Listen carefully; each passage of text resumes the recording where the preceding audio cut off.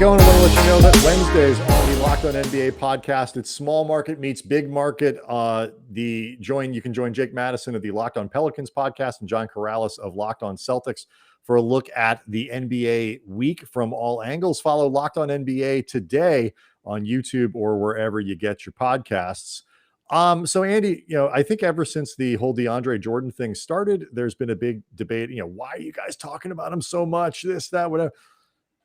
He might actually play a significant role here. It didn't work out in Brooklyn last year, but that was a different deal than this year. So what are we getting with DeAndre Jordan? Plus, the Lakers have 3 total big men on the roster. So yeah, he is worth investigating a bit. I think so. And so to help us do that, we're going to get into a bunch of stuff with the whole Lakers-Nets thing because it's become just a fascinating deal. But we're going to start with Doug Norrie, the host of Locked On Nets, talking about DeAndre Jordan because I want to make sure that, I'm not excited about this, Doug. First of all, how are you? Great. Yeah, anytime to jump on and talk Not about excited DJ. About DeAndre, Doug. No, He's very excited to introduce you. Oh, totally get it. Terrible seg by Brian. Yeah. I'm excited now. We'll see how this goes. But I didn't love the Jordan for Gasol swap. Essentially, if you want to call it that, I feel like for this team, the functionality of Marc Gasol being able to step away from the basket is more useful when you already have Dwight Howard and Anthony Davis in a world with Russell Westbrook and all that. But part of it's based on the idea that Jordan wasn't very good last year, particularly on the defensive side with Brooklyn. But there are some contextual things that make a difference that might not be quite as important in LA. So let's start with what happened in Brooklyn last year. Was he that bad? Was he effective in some ways? What kept DeAndre Jordan from being a guy who Brooklyn could actually use as the season went on? Yeah, so it's simultaneously a lot happened and not very much happened, right? So a lot happens because he gets brought in and he probably at some point was over elevated into a starting position that he probably shouldn't have really had based on when they originally brought him in along with KD and Kyrie. And it was a point of contention. You have to go back 2 seasons to figure that out. But that was a point of contention when the Nets really weren't in contention. It was about whether DJ should be starting or not. And then they kind of resolve it by going to the bubble and he doesn't go. The next year, it's kind of hard to remember, easy to forget that he started a ton of games last year with the Nets. Actually, I was surprised by it when I went back and looked, even having watched every single game to see how many he had started. But by the end of the year, they had sort of seen the writing on the wall with him that for the schemes that they were playing and the spacing that they needed, it just didn't make any sense to have him out there. They figured it out with a few games left in the regular season, and then he was totally buried in the playoffs. And I think his last 15 or so games, something like that, he never sniffed the floor. So on the one hand, he probably shouldn't have had as much playing time as he had before.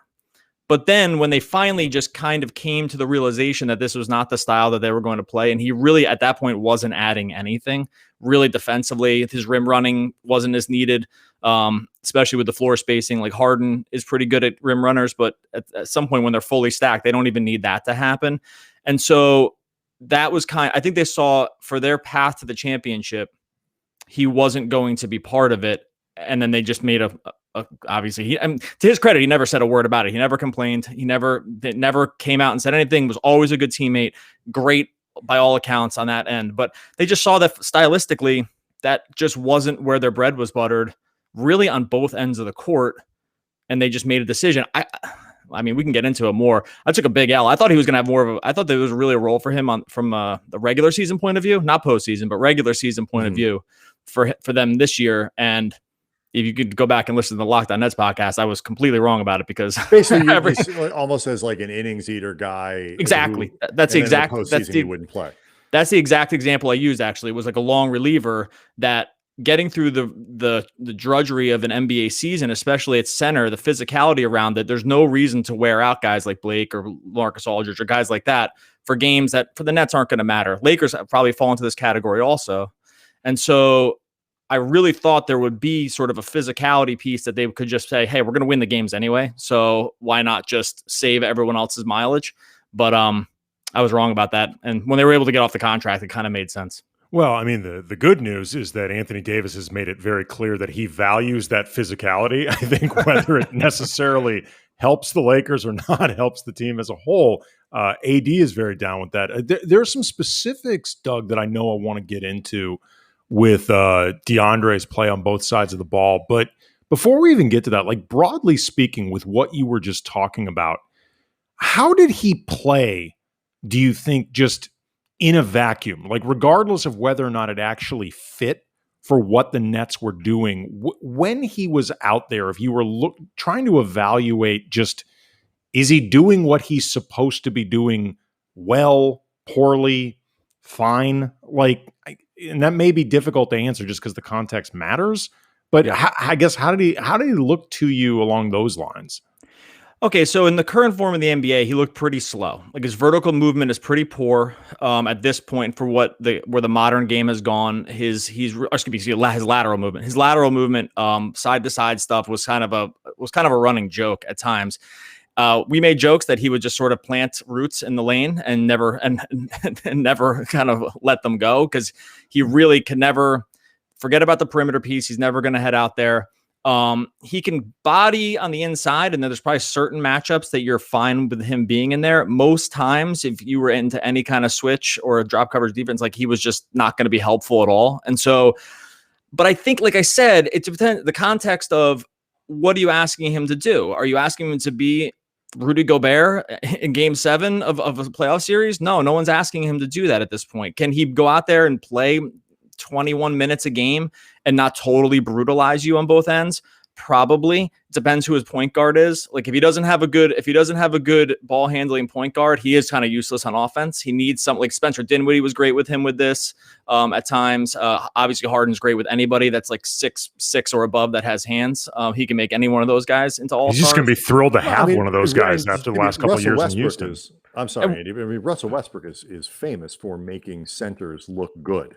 Right. If you can get to the rack, and be physical, like Kyrie is not like this, right? But if you can be a physical downhill point guard, then DJ can play alongside you because he can kind of play sort of in your hip pocket until you release, right? And so from that standpoint, like Westbrook it probably is a fit. By the way, I think you were kind of joking about it with Davis, like that lack of not wanting to be physical during the regular season. That's perfect. Like that is what he can go out there and do if that isn't what AD wants to do. So is he championship level? No, but I don't think anyone's asking for him to be this. And one other point I want to make about DJ with the Nets, there was a certain point where the money mattered. Like, so I think the Nets would take back his contract now at the veteran minimum, but it was the 12 million or whatever that he was making. Like this is where it becomes something of a different proposition, right? Like DJ at 12 million or whatever he was making when he left is totally untenable. But getting bought out and going in for the veteran minimum, like that's totally palatable. And I think that kind of matters also. Yeah. But this is a point that I make a lot, because the Lakers are three guys who make 50 million, 40 million bucks. One guy who makes 9 in Talen Horton-Tucker, another guy who makes 5 in Kendrick Nunn, and everybody else makes the minimum. And so when your roster is broken down that way, I fully expect most of the guys making the minimum to outplay a minimum level contract. But for the Lakers, because they have so many of those guys, they need them to be better than that. At least, 4 or 5 of them to be better than that. And so they need them to be objectively good.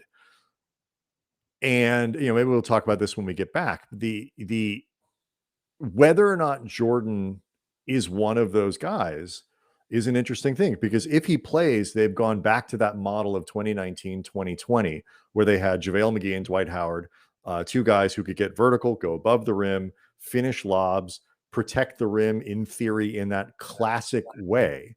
And if that's the case, like the 16 minutes a game that Jordan would play as the starting center in that makeup kind of become important. So I know Andy had a couple, specific things and some numbers that we wanted to look at. So we'll stick on DJ a little bit more and then get into this whole Lakers Nets thing that everybody wants to see in the finals. We'll do that next. Locked On Lakers brought to you by DirecTV So here's the scenario. You got one device game live, then another one that lets you stream your favorite shows, and you're watching sports highlights on your phone. And then you've got your best friend's sister's boyfriend's brother's girlfriend who heard from a guy who knows this kid who's going with her girl, her login.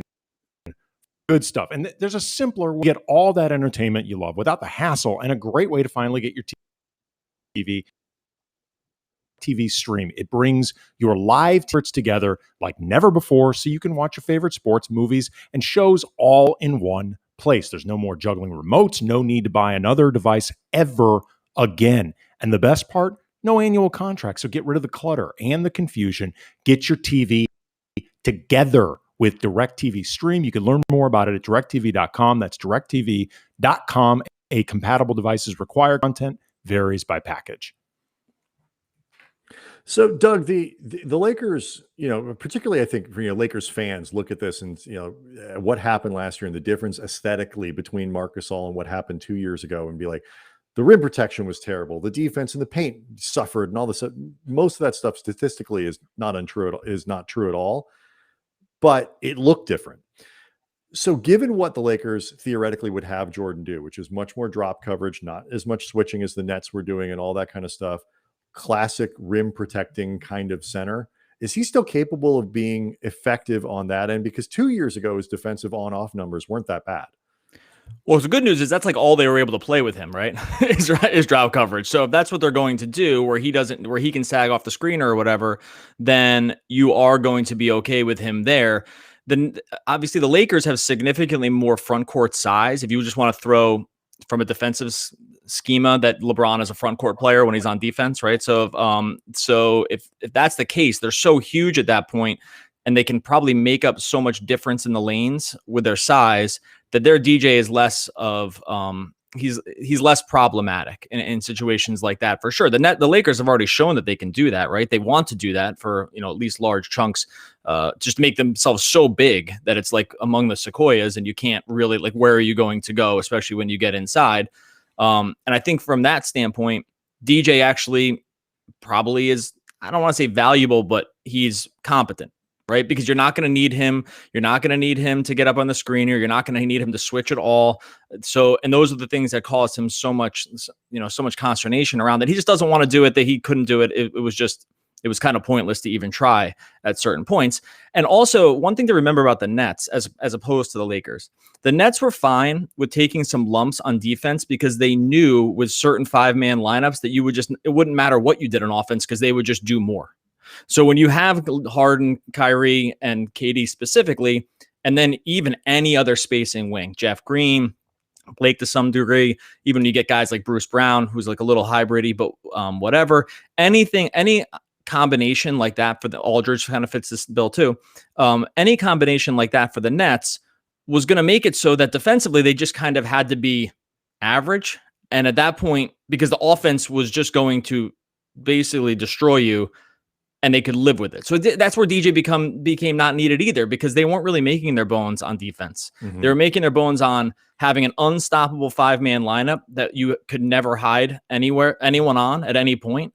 And DJ actually made it so you could hide people. So it just got away from basic tenets that they were looking to try to do. You see who they've signed in the offseason to fill the gaps. It's not like they brought in another big because they thought DJ was bad at this being this traditional center. They didn't bring in a single guy like that. They brought in Aldridge. They brought in Mills. They brought in the opposites. Aldridge, Millsap. They'll kind of maybe lean into Claxton a little bit more. Obviously, Blake is back. These are the guys they brought in. It'd be more concerning, I think, from a Lakers standpoint, if they had brought in, well, I know he's on your team, if they brought in like Dwight Howard. I know that's a bad example, but if they brought him back, JaVale McGee, that's a good one because he's still hanging out there. If they brought someone like that in to replace DJ, then you could probably have real question marks about what they thought DJ's, just on the court prospects were, but they didn't do that because they said, we just don't want that guy at all. We're like going to be the one team in the NBA that doesn't have even any facsimile of this guy on our team. We don't use it. We don't need it. You can have them. And I guess that is kind of making a case for DJ, because if there's any world where that guy is still valuable, he's fine to go to those teams. The Nets just don't want that guy on the team at all. Offensively, I mean, I kind of feel the same. I mean, in terms of DJ's defensive role, like if he's competent guarding the lane which is ultimately what you'd ever want from him or reasonably expect from him, because, he's bad in a switching type scenario, but, Marc Gasol wasn't particularly good either. Whichever one was, I guess, incrementally better, I don't really care because I don't want either one of them doing it. But offensively, last season, DeAndre shot roughly like 1,000,000,000% from the field, which means he was shooting like 1,000,000,000% from the rim because that's all he does.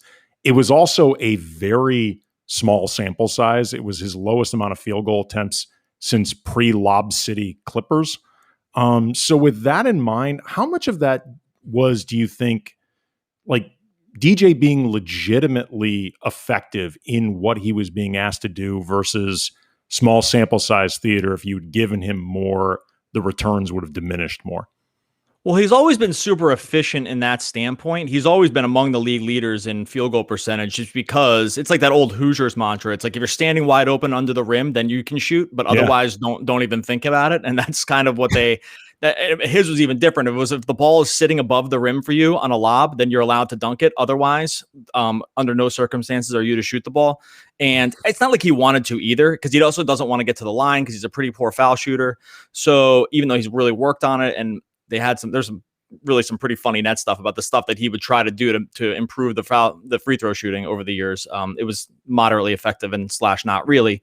So it's a sample. It's a sample. I got to tell you, I really root for him. He's the most likable guy to root for and have on your team. We liked him when he was with the Clippers. We were like, he's a good guy. The whole, just real quick, for Lakers fans that wouldn't know this, but when he first signed, there really was a question about who should start, him or Jared Allen, and most analytics / basketball people said it should be Jared Allen. And Allen did, and they kind of went back and forth forever. And kind of Atkinson at some point got sort of, I don't think he got fired over this, but it was a tell, because the day Atkinson got fired, the next day DeAndre Jordan started.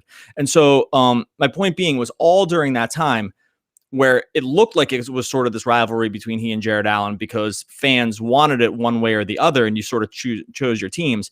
He was the first guy that would just dap up Allen on the sidelines before games. He would get his hair ready. They had whole routines around this stuff. So as much as fans talked about this stuff, it was never him. Anyway, long story short, which is not, I got away from your original question. The question on offense is, you're only going to ask him to rim run and get the occasional putback. One concern I would have about him is that last year, for the first time, the rebounding per minute actually did drop for him. And that could be scheme, because when he plays with Harden, you really want Harden to be the primary rebounder and not the big, just to lessen the points of resistance around, especially transition, right? So and that's a Russ thing too, probably, honestly, because you'd rather have them be your primary rebounder than DeAndre, because it just limits a pass or whatever.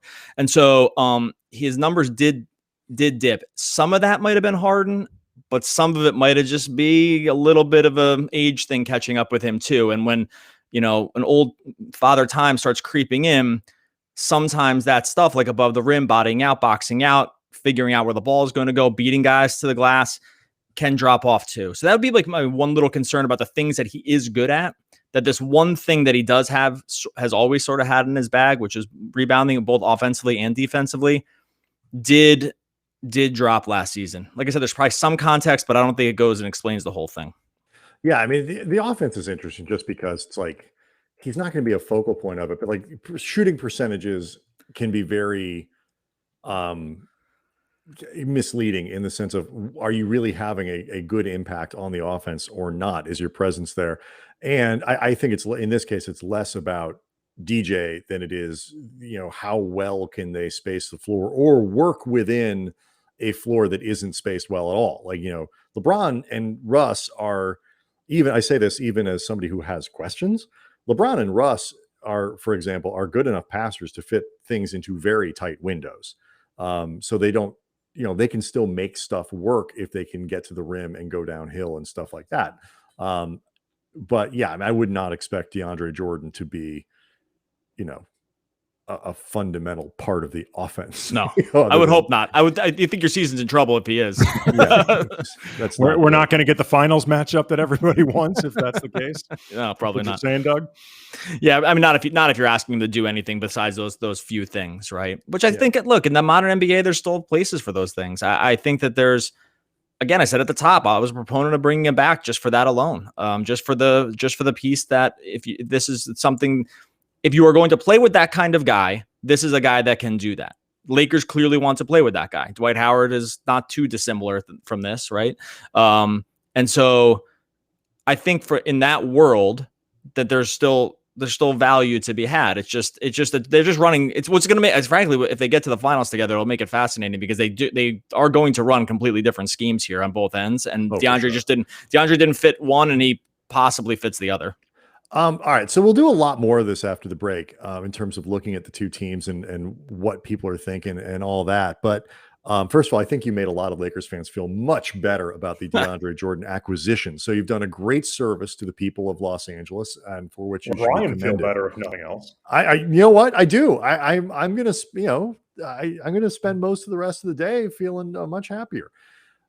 What do people in Nets land think of the Lakers? Like, what is the perception of the quality of the team, how well they stack up? Before we get into our opinions, I'm really interested too in what fans think about it, because I know Lakers fans are doing the same in terms of evaluating how good the Nets are.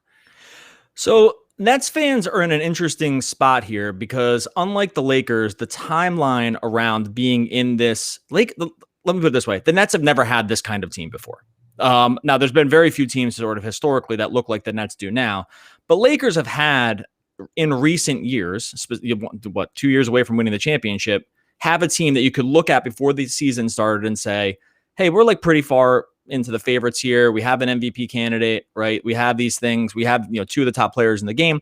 Nets fans went into the last season thinking that there's still sort of a part where I think that the Nets fans are disbelieving of sort of how it's almost like they don't realize how good this team is yet. And even though odds will look at Bet Online, these two teams are the runaway favorites right now.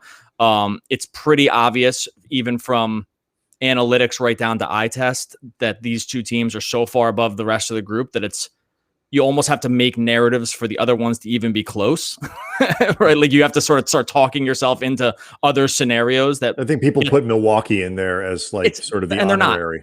Right, they're not. And I get they just won the championship, and it was awesome, and I'm a huge fan of Giannis and blah, blah, blah, blah, blah. If you look at these two teams on paper, specifically around the depth they've created to avoid the things that happened to them late season last year, and I think that's what both of these teams really did, was to say, hey, the way we can avoid what happened last year is to make the team so deep that we just don't need to ever overtax anybody.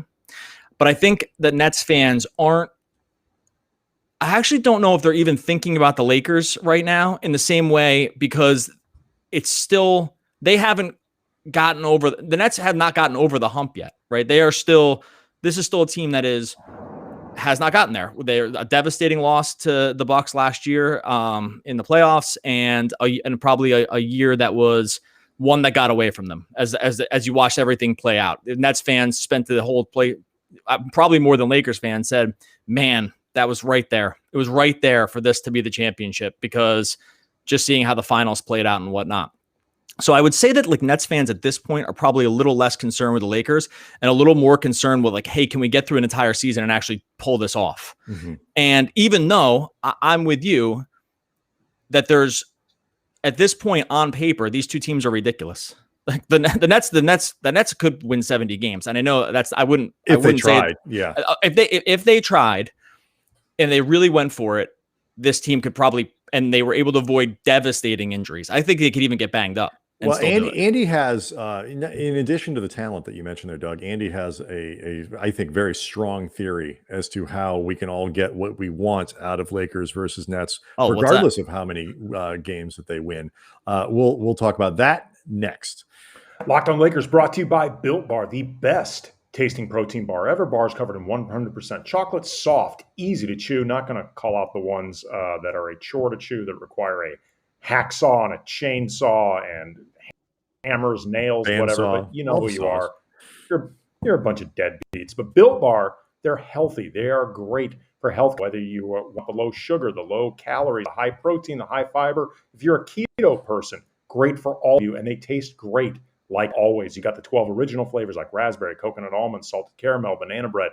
New flavors like cherry barcia, lemon almond cheesecake, cookies and cream. They're perfect for someone like me who loves really cool, unique taste combinations, don't want to feel bored eating the same thing over and over. It does not happen with Built Bar. So go to BuiltBar.com, use the promo code LOCK15. You get 15% off your first order. Again, promo code LOCK15, 15% off at BuiltBar.com. Locked On Lakers also brought to you by betonline.ag. Football, it's back. It's better than ever. My fantasy team's off to a spectacular start, which is really what matters. But all eyes are on the gridiron. Teams are back. Week 1 is done. Week 2 is coming. And BetOnline is your #1 spot for all the pro and college football action this season. With a new updated site and interface, even more odds, props, contests, betonline.ag continues to be the #1 source for everything football. So you head on to the website, use your mobile device, sign up today to receive your 100% welcome bonus. 100%. It doesn't get higher than that, Doug. That's double your initial deposit just for signing up. So don't forget to use the promo code NFL100.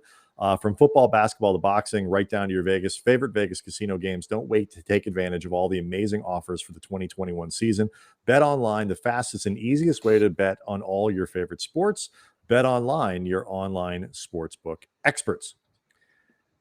So yeah, you talked about it, Doug. The Nets on paper, if everybody stays healthy, could win a ton of games, 65, whatever. If they really put the gas down. The Lakers, if everybody's healthy, could very likely do the same, particularly, through the regular season. But even if they didn't, we're going to get a Lakers-Nets finals come hell or high water, right, Andy?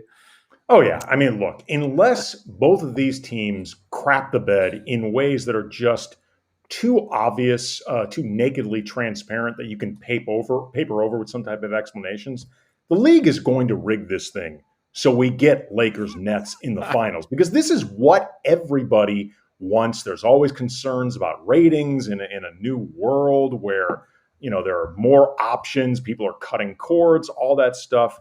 Sports, got to save them, man. And Lakers Nets is what the people want. Like the Lakers schedule, Doug, opens pretty soft. This is a team that needs time to get going, put all the new pieces together. You gonna tell me that's a coincidence? No. Like, what's Brooklyn's schedule? Would you say Brooklyn's schedule is favorable overall? Because the Lakers is good. When I checked, really I saw Brooklyn. I didn't understand this, but Brooklyn has 13 games against St. John's and another 6 against Seton Hall. I know that. Well, they opened this. They did one dirty thing to them a little bit, is that they're making them open the season against Milwaukee when Milwaukee's going to get the ring. So like they have to. No, that's good. Teams usually crap the bed on ring night because it's too distracting. They have to do. Yes, they have to do. They have to do that. Oh, excuse me. That's their first game against Milwaukee. So that piece is, it's not even something I'm really totally worried about here. I don't think that it's funny to call it rigged, because that makes sense in the sense that it's easy to call it that, but it's only because the NBA sort of allowed these teams to get so good, like under the like they've made it sort of incentivized now. It's not going to rig itself, Doug. I mean, these things need to be, Well, wouldn't you say we're in we're in this interesting bubble of where sort of like veteran players are trending to? Like the fact that the Lakers got Russell Westbrook, right? The fact that the Nets have Paul Millsap and LaMarcus Aldridge, these players that were at one point sort of peak level-ish players. Russ probably higher than those other two guys, but that on the downswing of their career, they're willing to enter these situations where they are not the star anymore. And that actually is sort of like rigging it, because there's a situation now where you're able to, like, no one's saying Russell Westbrook is peak, 2016 or whatever, Russ, or LaMarcus Aldridge is max contract guy, or Millsap was who he was when he was with, when he was with Atlanta. But the fact that the NBA has sort of incentivized a scenario where these guys get absolutely paid and then are just fine being third fiddles, fourth fiddles on teams later in their career. Maybe it's a LeBron and KD thing, and you just really want to play with those guys specifically, but it's not a rigging of it. But man, it made it easy for these teams to sort of load up on. I mean, even mention who the Lakers have. Look, Melo, whatever. You seem very reluctant to use the R word here, Doug. It's okay. I'm not tinfoil. There's no tinfoil hat on this head. So it's clear. I have done no reporting on this. This is not insider sourcing or anything. No, it's not a reporting thing. It's just Right. It's the right thing to do. David, if you're listening right now, relax. We're not going to get you in any trouble. No. It's going to be okay. It's just the right thing to do to make sure that these teams meet in the finals. This is entertainment. Give people what they want. If you look at the top 5, if you want to just look at it from that standpoint, because people will always, Lakers fans, I don't know if they never deal with this. It's the opposite. Because like one thing Nets Nation gets dragged with is that they're not a real team, right? They don't have real fans. They don't have a real fan base. Oh, this would be a joke if they won. Look at their stadium. It's a Knicks town. These are the things you were wondering about rivalries. Nets will never have a rivalry with the Lakers. Nets fans specifically have rivalries, one within their own sort of feelings of not being good enough, like little brother kind of syndromes where they feel like they're always told they're not a real team. Like these fans just came around, blah, blah, blah. If MSG is rocking, then the Barclays will be a joke, stuff like this. These are the rivalries that the Nets fans have. But if you look at in terms of popularity, in terms of like jersey sales, I'm pretty sure these two teams have 5 or 6 of the top 10 jerseys now. And I know KD, Harden, and Kyrie are top 3. I'm sure LeBron is like no lower than 2. And then I'm sure Russ of the West with a Laker jersey is going to be really high up there too. So if you look at a new NBA landscape where fans are fans of players and are fine swapping the laundry around a little bit, then if you are the NBA, you're so happy about this. Because you're going to have like 5 of the most popular guys. And they're all interconnected. And that leads to the next question I have. Like we've talked a lot about, just the ways it's not hard to come up with storylines with these 6 guys, connected to each other. And then, forget some of the ancillary Carmelo Anthony going for all that stuff. I mean, we don't even need to get there. What are your favorite kind of matchup related things when you think about what Lakers Nets could be going into the year? Because that's the other thing. They've never actually played. Like for all the hype, they've never played.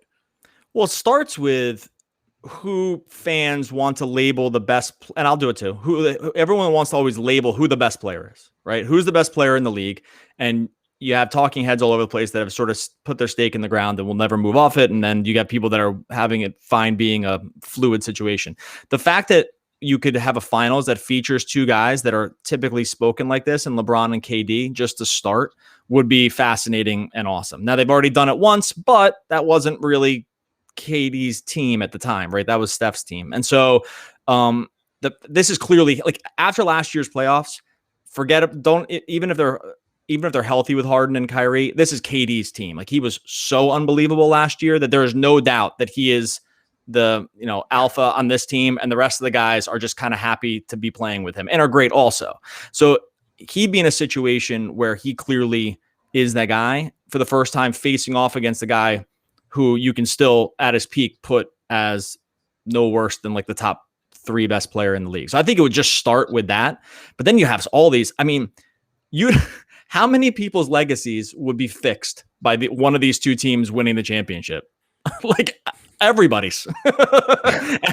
There'd be so many, probably more the Lakers at this point, because you would get Melo one, and you could get AD already has. You get Russ one, right? And then just kind of down the line, Harden. And that's hard. But then you throw Harden in the mix, like you fix his legacy right there. Kyrie probably still ends up being the same. Blake gets a championship somehow at the tail end of his career. There's a lot of guys whose story gets changed just by these 2 teams entering the finals, and in a way that there's no other narrative. I mean, God, the narratives, this would be an absolute wet dream for some of these national broadcast places. They never run out of stories. They never be able to stop talking about it. My question to you, Doug, is who do you think would want it more? I'm just kidding. Don't answer that question. That's great. I was like, oh no. Yeah, it's going to be great. It's going to be awesome. I'm with you. I think you said at the top, I just don't see a scenario where at least one of them is not there with the way they're built at this point, or at least, especially the way the West doesn't seem to have really improved. I can't imagine a scenario Well, now I'm too excited about it because I sometimes talk myself into not being this far in the right side of the bell curve of positivity. But this conversation has maybe probably shot me all the way there. That's why you should just embrace the R word to make sure we all get what we want. It is that exciting and that much fun. Oh yeah. Are there particular like when you look at the way the Lakers theoretically are going to be playing this season, which is just overwhelming teams with size, trying to get as much as they possibly can at the rim, just putting that type of pressure on you. And, if Frank Vogel's system and communication abilities are to be believed, being able to get any combination of players you ever give him to play elite level defense versus Durant and Harden and Kyrie leading this blitz of, we don't care about defense, we are just going to outscore everybody. Like, are there things in the matchup that make you believe like one side will give as opposed to the other one? Like, are there things that you look at and say, all right, here's where the Lakers may have an inherent advantage versus here's where the Nets may have? Again, early on, but just what you see on paper. Yeah, I mean, I think a pretty obvious advantage that the Nets have right now is the one question I don't know, I'm sure you guys have talked about this, or I'd love to hear your feedback, is that if I looked at the two squads right now, I would have some concerns about the Lakers shooting, I think, in terms of, especially if they ran out. You're not alone, Doug. Yeah, if they ran out like a Westbrook, LeBron, AD, big center, and then like that last guy is the one guy that can shoot, that would be a little bit, like Ellington, I guess. Like that would be a little bit of a concern for me, or that would be where I would think the Nets would have some advantage that their defensive capabilities would not be able to make up. Because I'm actually not worried about guys like Russ on defense, especially around the two guards. And so when it comes to Harden and Kyrie, and so I'm not sure that's really an advantage that plays in the Lakers' favor. That I don't think they get enough. You make yourselves easier to cover. This is why I actually made it not let you get back to it. Like, no, yeah. I'm not totally sure they're going to play the overwhelming with size thing in the same way that they did in the championship season. There will be elements of that, especially if Jordan plays, but I actually think they're going to be smaller and faster this year in a lot of ways than they were before. The difference is Anthony Davis is so rangy and so big, and LeBron is so big. And Russ so, is like, big. I mean, they're big either way. They're just size from top to bottom. Right. Size by that you mean not just size at center, just large human beings. And in that sense, I agree with you. But I think people sometimes associate that with, playing a lot of centers, playing a lot of bigs. I'm not convinced they're going to do it that way. But yeah, they still got length. Sure. Oh yeah, like the Bucks had size last year, and you wouldn't think of them as a big team, but when they all stand on the court together, there's really nowhere for the ball to go. So size can be born out of different sort of types of player. It's more than you're right. You do make yourselves easier to cover when you shrink the floor that way and the shooting isn't there. It makes it easier for a team that may not be as good as you defensively, like the Nets, to cover you more easily. Yeah, the Nets would not have a problem in the lineup that I mentioned. I don't actually think come to a game 7 that would be the Lakers lineup. I don't. It's just I think eventually AD just moves to center. And they get another shooter onto the floor, another spacer onto the floor, and that ends up being the way you go. I still wonder how much of the shooting they have down the line, and if it's enough. Because again, the Nets almost have the reason the Nets. I used to say this all last year. The reason that looks like the Nets are always spacing the floor really well is not because they do space the floor very well, but it's because defenders cannot let up on any single player, and you can't double any guy. And so what happens then is the floor just magically does open up in a way that it doesn't for other teams, because the fractional inches that you can sometimes give away to other lesser players, it's not available with the Nets. And so then it looks like the ball can move super fast because there can't have any mistakes being made. It's such an overwhelming advantage when they play all against each other that can end up looking like, oh, they're this great spacing team and they move the ball so fast. It's really born out of when you're in that situation against them on defense.